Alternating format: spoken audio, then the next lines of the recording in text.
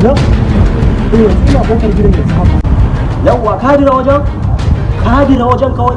Yanzu ina kofar gidan yanzu. Yawwa ka gan su biyu za a gan su a wajen. Na ga mutane biyu a kofar gidan.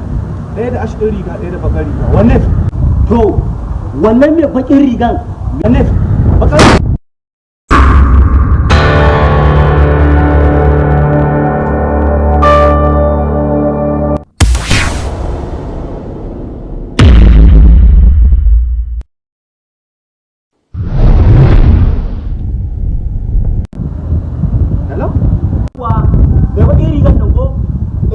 To babana ne. What?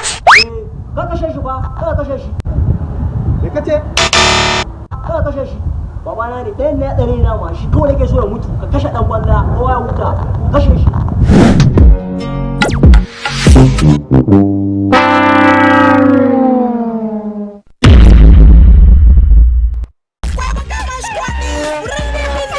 Please subscribe.